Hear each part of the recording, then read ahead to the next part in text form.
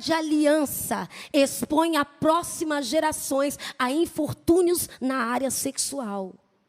A sexualidade dos seus filhos dentro do casamento fica comprometida com base no que você está sedimentando na tua vida.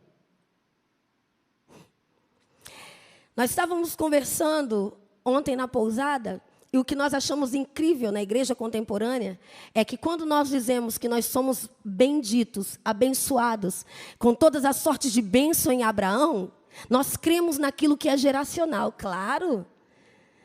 Todas as bênçãos que seguem Abraão estão manifestadas na minha vida. Eu sou co-herdeiro com Cristo, e aí eu sou co-herdeiro com Israel, concidadão com Israel, porque eu creio em Cristo. Aleluia, essas bênçãos visitam a minha geração.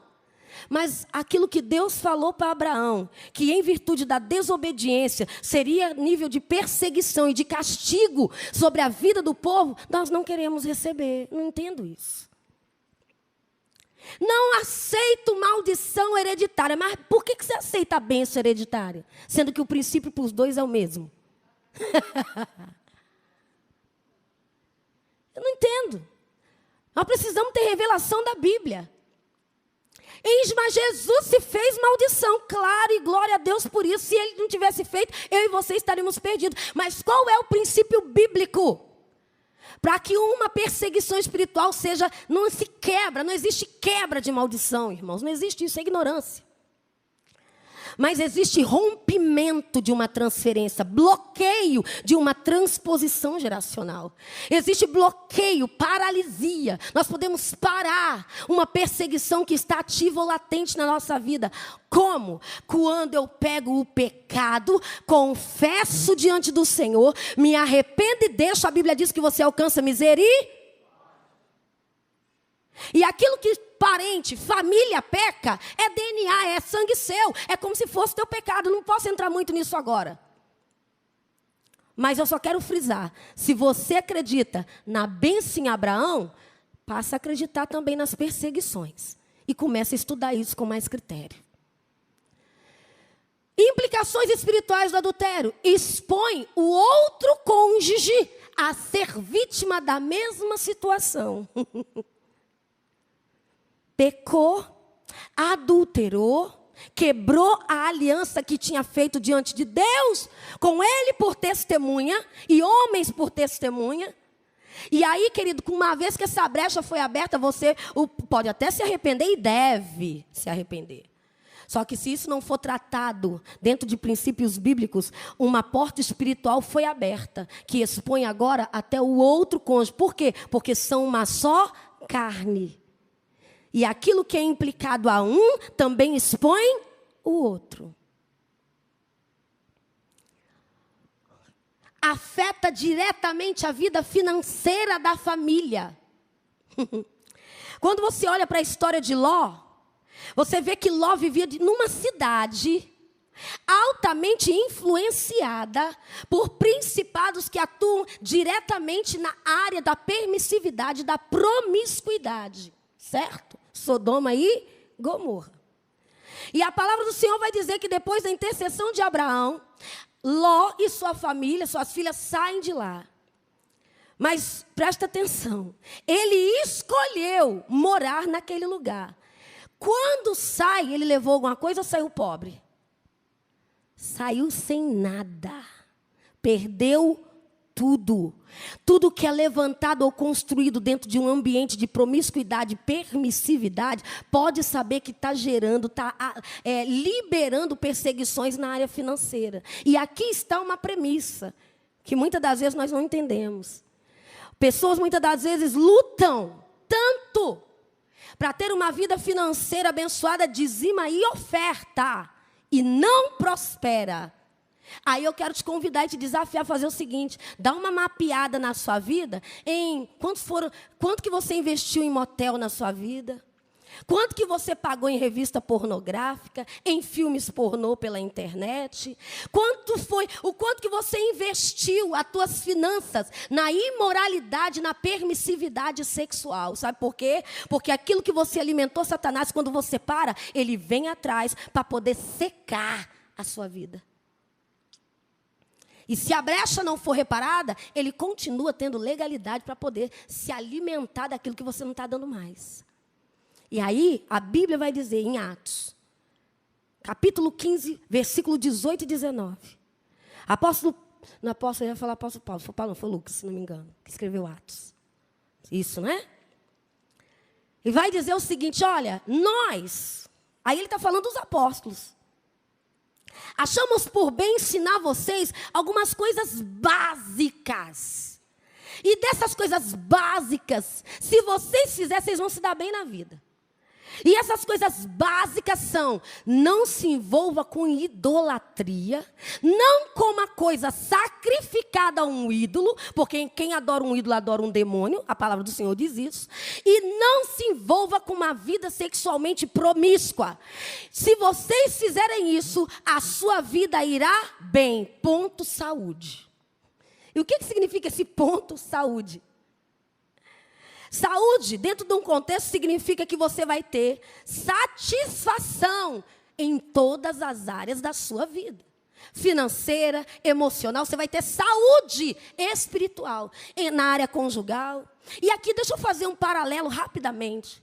Quantos de nós vivemos uma vida sexualmente promíscua antes de casar, contraímos aliança morando junto muito tempo, e olha só, o casamento é a vida sexual é uma bênção nesse tempo. Mas aí agora eu aceitei Jesus, a treva foi embora, a luz entrou, e eu preciso agora me casar, quero tomar a Santa Ceia. Aleluia. Aí você vai lá e casa. E depois que casou, o mesmo casal falou, não sei o que aconteceu, essa mulher virou um demônio. Esse homem virou um tormento. Antes da gente casar era uma bênção. Agora a vida sexual me show, ele não me entende, eu não entendo ele. Sabe qual é o nome bíblico para isso? Incompatibilidade de capeta.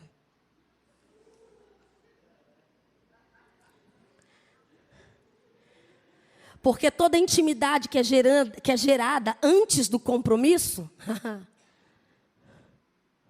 expõe o casal.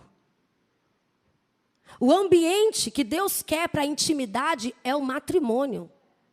E cuidado, vocês estão morando... Gente, eu louvo a Deus por esse seminário nesse tempo. Pena que em Petrópolis as igrejas inteiras não estão aqui para escutar essas verdades. Porque vocês estão no epicentro. Vocês moram no epicentro desta nação, que representa o pivô da promiscuidade, da infidelidade. Os fundadores dessa cidade inauguraram sobre essa terra simplesmente isso: casamentos pautados no quê? Na infidelidade. O principado que atua nisso, que se alimenta disso, e com base nisso você pode fazer um levantamento: qual é o índice de líderes, pastores, representantes e até pessoas na igreja que caem, que adulteram, que são infiéis? Altíssimo.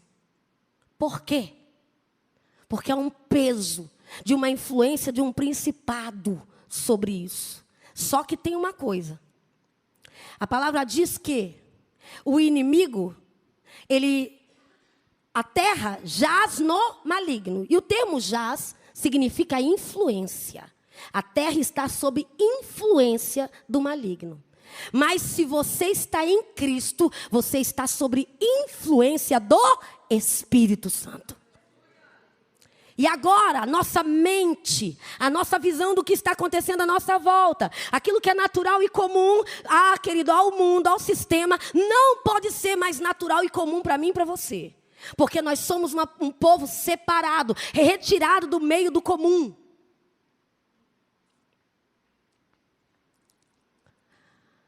Outra implicação do adultério implica num princípio ativo de escândalo, vergonha e decepção.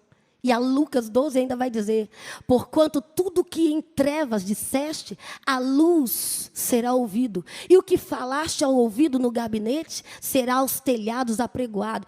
Adianta esconder, irmãos? Segundo a Bíblia, não. Não. Mais cedo ou mais tarde vai ser exposto. Mais cedo ou mais tarde vai vir à tona. Não adianta. Porque o engano não permanece na casa do Senhor. Agora, qual é o propósito de Deus em permitir um escândalo? Simplesmente porque Deus tem prazer em envergonhar uma pessoa? Simplesmente porque Deus tem prazer em depreciar uma pessoa? Não. O princípio ativo que sustenta uma exposição, na verdade, é Deus sacudindo essa pessoa e falando para ela: acorda. Na verdade, é misericórdia, porque no que dependesse dela, ela continuaria na vida. E quando Deus vai lá e expõe essa pessoa, Deus está dizendo para ela: isso é porque eu te amo, porque pai que ama, coloca limite. Você vai até aqui, daqui eu não deixo mais você seguir. Eu coloco limites para você. E até pecado tem limite. E muitas das vezes Deus permite essa exposição como uma atitude de correção, dizendo para o homem ou para a mulher: ei, volta! Você está indo, que daqui a pouco o abismo vai te absorver completamente. Volta para mim. Aleluia. Seguindo. Outra implicação do adultério.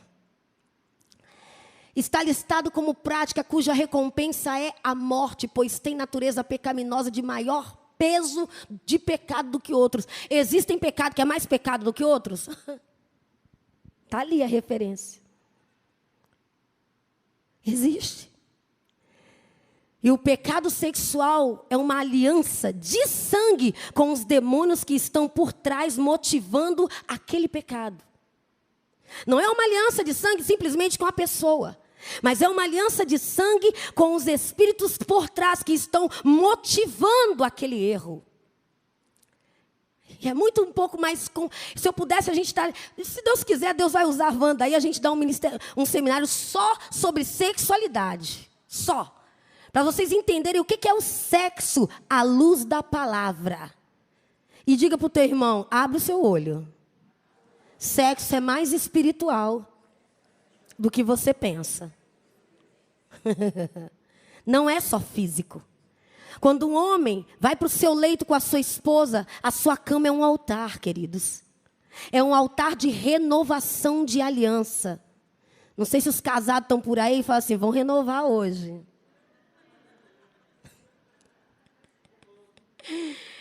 Deus não se agrada, você sabia disso? Que Deus não se agrada que casados fiquem muito tempo sem se relacionar. Até para o jejum, até para se santificar. O Senhor instrui na palavra. Quando vocês forem jejuar, se consagrar, se voltarem para mim, coloca tempo, não fiquem muito tempo. Voltem a coabitar um com o outro para que Satanás não encontre ocasião contra vocês. Vocês sabiam disso? Deus não se agrada. Ele tem prazer na sexualidade dos seus filhos dentro do ambiente santo que é o matrimônio. Agora, esquisito é você imaginar, né? Você está lá na hora do amor, love me tender. E o Senhor está lá olhando, se alegrando, os anjos celebrando. Aleluia. Não sei se você vai conseguir imaginando isso. Mas é uma verdade, porque nós somos cercados por uma nuvem de testemunhas, e são testemunhas espirituais. Não são só físicas, mas também quando está lá no pecado, mas também quando está lá no oculto, na noite, escondidinho no celular, ou sei lá onde, quando está lá no trabalho, cedendo para as olhadinhas daquela endemoniada, ou do endemoniado qualquer, porque só pode estar debaixo do cão, para poder ficar querendo seduzir um homem que tem uma aliança, ou uma mulher que tem uma aliança na mão. Porque aqueles princípios lá atrás, a permissividade, denegriu, deteriorou os valores da pessoa. É casada? É esse que eu quero. Tem prazer em ser instrumento do inferno para trazer dor numa família. Mas deixa eu te falar, o triste disso daí é que não acontece só lá fora no mundo, dentro das nossas igrejas. Dentro do ambiente da família de Deus. E é isso que me desespera. O quanto homens e mulheres têm prazer em ser instrumento do inferno. contra aquilo que o Senhor Ele transferiu para a terra como a maior representação do céu, que é a família. A unidade entre o Pai, o Filho e o Espírito Santo. Deus trouxe para a terra pai, mãe e filho. O mesmo ambiente de família, de glória, de comunhão no céu, o Senhor transferiu para a terra no Éden. Então você tem que olhar para a tua casa e dizer: minha casa é um Éden. Porque foi isso que foi o que o Senhor idealizou. E levantar muros que protejam o seu Éden. Outra implicação é pecado contra o próprio corpo e implica em perda da salvação. Ai, eu faço questão de ler esse versículo. Fugir da prostituição, que é a mesma coisa que imoralidade. Todo pecado que o homem comete é fora do corpo, mas o que se prostitui, ou lascívia, sensualidade, seja o que for, tudo pecado dessa área sexual, peca contra o seu próprio corpo. Ou não sabeis que o vosso corpo é templo do Espírito Santo que habita em vós, proveniente de Deus, e que não sois de você mesmo. Pergunta para o teu irmão: como é que você está usando aí o que não é seu? Você está pensando, bate aqui assim, ó, bate, pode bater, faz o teste, bate assim, para você se conscientizar. Não é meu. É uma tenda que não é sua. Você está pensando que você pode usar o que não é seu de qualquer jeito? Porque fostes comprado por bom preço. Glorificai, pois, a Deus no vosso corpo e no vosso espírito, os quais pertencem a Deus. Então, presta atenção. Antes de você mandar no seu corpo, tem duas pessoas que mandam primeiro. E o primeiro que manda no seu corpo é Deus. O segundo é o seu cônjuge, porque a Bíblia diz que você não tem mais direito no seu próprio corpo, e sim o seu esposo ou a sua esposa. Então, eu vou casar, mas não estou bem, eu estou assim, eu estou assado, e a esposa procura, ou o esposo procura, e aquele, não, cada dia uma coisa. Você não tem mais direito no seu corpo. E a palavra diz, para as mulheres agora, porque mulher, o espírito de Jezebel é terrível, e a gente sabe muito bem usar alguns artifícios para poder afastar o marido. Não, estou menstruada. Aí é uma menstruação de 15 dias. Quando acaba a menstruação, nossa, estou com dor de cabeça demais. Acaba a dor de cabeça, não, estou com dor da ovulação agora. Cuidado, porque você pode deixar o seu ambiente de casamento exposto a Satanás, com a sua negligência. Porque o seu corpo não é mais seu, é do seu marido. Faz um esforçozinho, sabe por quê? A palavra diz que a mulher de Provérbios, tem um versículo ali que eu acho um mistério. A palavra diz que a mulher de Provérbios é aquela mulher tremenda que faz e acontece, e tem um negócio ali que fala bem assim: e de noite a sua lâmpada está acesa. Fala, pai, irmão, pegou aí? Pegou a lâmpada acesa de madrugada? Lâmpada fala de espírito disposto. Ela trabalha, faz tudo aquilo durante o dia. E de noite ela ainda tem disposição para ser amor para o seu marido. E o problema é que nós mulheres não entendemos uma coisa que o psique explica. A linguagem de amor para o homem, por incrível que pareça, é a quantidade de sexo que ele pratica. Agora acabou com a gente, né? Mulher, quanto mais você chama ele, nem conte casais não, tá? Mas eu vou falar. Mas quanto mais você fala: marido, vem lindo, que você está quente, eu estou fervendo. Aleluia, vai ter avivamento na nossa casa nessa noite. Glória a Deus. Quanto mais você chama, quanto mais você se mostra disposta, mais ele se sente amado. Deixa eu fazer uma pergunta para os homens. É mentira? Seja sincero, hein? O Espírito Santo está aqui. Dá um amém, um glória a Deus, se isso é mentira ou é verdade? Oi? Só tem esse irmão de sincero aqui? Meu Deus! É verdade? Amado, o pastor está dizendo que é verdade. A linguagem de amor para o homem é quanto mais a mulher se entrega a ele e está disposta sexualmente para ele. Enquanto para nós a linguagem de amor é aquele presentinho lindo, né? É aquela palavra maravilhosa, é aquela declaração de amor linda. E tem tanto homem seco que foi criado por um pai seco, que teve um avô seco, e todo mundo é seco e não sabe comunicar e falar para a mulher: eu te amo. Nós conhecemos um casal, meu marido está ali. A mulher sofre de 20 anos de insônia. 20 anos, é uma tormenta, tadinha, desmaia na rua, é um sofrimento. E sabe o que o marido tem orgulho de dizer? Eu nunca disse que eu amo a minha mulher. Eu falei, deve ser esse o motivo da insônia dela. Não se sente amada. Porque nós não nos sentimos amada com coisas que o marido nos dá. Nós nos sentimos amada por aquilo que ele fala para nós. Então, homens, se declarem mais. Sejam mais simples, falem mais. Não precisa ser muita coisa não, né, mulherada? É verdade ou é mentira? É triste a gente aprontar o cabelo, fazer aquela passar lá uma tarde inteira na selagem. Meu Deus do céu, estica aqui, puxa ali, seca, um sofrimento terrível. Para chegar lá, para mostrar, ai, amor, tudo bem, não sei o quê. E o cara, nem... Ele, nossa, como você está linda. Aí você, pronto. O cansaço que ia ser desculpa foi embora aí.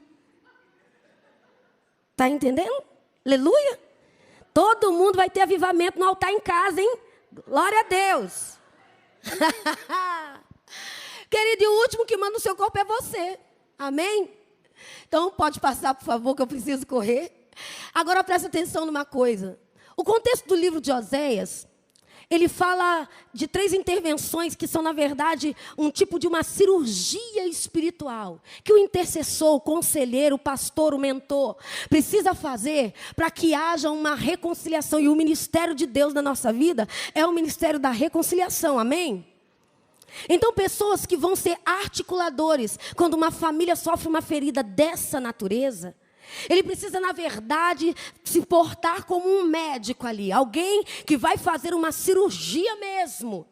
Que vai mexer na ferida mesmo. E vai entrar em questões, em áreas que vai machucar. Que às vezes a pessoa não quer se expor. Mas ele precisa, com uma precisão e com cuidado cirúrgico e bíblico, saber falar e tratar essa família. Amém? Isso resume esse slide, pode passar, por favor. E a chave aqui é que o intercessor, o conselheiro, o mentor, ele precisa, na verdade, ser um intermediador entre o traído e entre o que traiu. Porque os dois vão querer um culpar o outro, virar uma guerra. Mas a nossa questão ali não é defender ninguém. É mostrar as verdades da palavra de Deus. Por isso, na verdade, quando uma ferida dessa natureza acontece com a sua vida ou com alguém da sua família, primeira coisa, ore para Deus levantar alguém com habilidade espiritual para entrar nessa questão e te ajudar. Saber o que falar, quando falar, ensinar o casal que posturas tomar, o que vai ser importante um para o outro, para perceber que o outro está arrependido, está tomando verdadeiramente posturas, atitudes de uma pessoa arrependida. Nós vamos entrar um pouquinho nisso, mas pode seguir, por favor. Então, essa terapia, a ferida produzida pelo adultério, fica tão internalizada que demanda uma intervenção. Então, não tem como resolver essa intervenção sem confissão, transparência, verdade. Não há como evitar a dor da ferida no outro, pois um adultério mal resolvido vai estourar lá na frente. Presta atenção numa coisa aqui. E muitas das vezes no aconselhamento, às vezes acontece o seguinte: ô pastor, vim aqui falar, eu não estou aguentando mais segurar isso, está destruindo a minha vida, eu estou emagrecendo, eu estou perdendo a fome, eu estou engordando, sei lá. Alguma coisa está acontecendo. Mas aconteceu tal coisa, eu preciso falar, mas pelo amor de Deus, pastor, só tem que me prometer que jamais meu marido ou a minha mulher vai saber. E até que ponto, irmãos, nós, enquanto igreja, vamos apoiar essa postura? Não é até que ponto, irmãos, é até quando. Porque o outro precisa saber. Nós estamos falando de coisas que precisam vir à luz. Mas a família vai desmoronar, os filhos vão sofrer. Se você tivesse pensado nisso antes de praticar o pecado, aleluia. Então, ferida não tem jeito, tem que intervir. Seguindo, rapidamente. Ninguém vai estar teoricamente preparado para ouvir uma confissão como essa. É como passar pelo vale da sombra e da morte. Mas a questão, como eu já falei, não é quando, como eu vou falar, é saber quando. Orar para que o Espírito Santo diga, prepare o outro para aquela confissão. Amém? Perdoar não é o ponto mais difícil. Quando há arrependimento alinhado a uma disposição no Espírito Santo de mudar de atitude e reconquistar a confiança. Quando a pessoa que foi ferida vê no outro posturas específicas, atitudes. Ah, era o celular que fica... Tira o celular da minha vida, eu entrego esse celular, não quero mais saber. Seja o que for. Irmãos, às vezes implica-se até em mudança de emprego. Você quer salvar o casamento? Não interessa o sacrifício que você tem que fazer, você tem que fazer. Você quer manter viva a aliança? Oh, não interessa. Vai ter que fazer. Então, algum processo, vamos lá nos processos básicos de tratamento, então, para o adultério. Começa com uma confissão sincera, sustentada, com um legítimo compromisso de mudança. Depois, vem o processo da pessoa traída de perdoar o cônjuge. Com orientação bíblica, nós temos uma ministração só sobre perdão, que eu chamo de códigos do perdão. Coisas poderosas que estão por trás do perdão que a igreja desconhece. Aleluia. Eu duvido depois da ministração daquela que você não perdoa ninguém.